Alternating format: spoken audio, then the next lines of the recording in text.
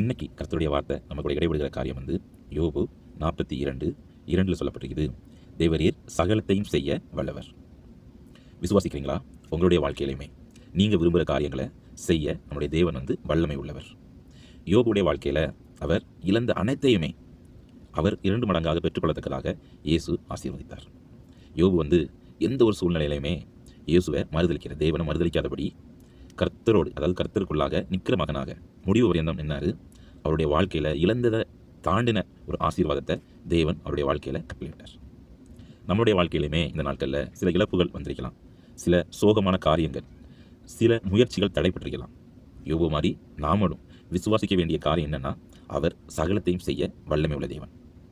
விசுவாசிப்போம். அதாவது விசுவாசிக்கிறவனால எல்லாமே கூடும். நம்மளை ஆசீர்வதிக்கிறதா நம்மளுடைய தேவனுடைய ஆசையே.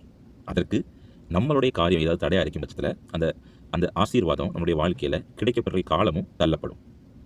ஒப்பு கொடுப்போம், நம்முடைய பாவத்தை அறிக்கை செய்வோம். யோபு மாதிரி கர்த்தரை மறுதளிக்காதபடிக்கு விசுவாசத்தோட கர்த்தருக்குள்ளாக நிற்போம். ஏற்ற காலத்தில் அறுவடை செய்யும்படியாக கர்த்தர் வல்லமை உள்ளவர் என்கிறத உணர்த்தும்படியான காரியத்தை நம்முடைய வாழ்க்கையில் நிச்சயமாகவே செய்வார்.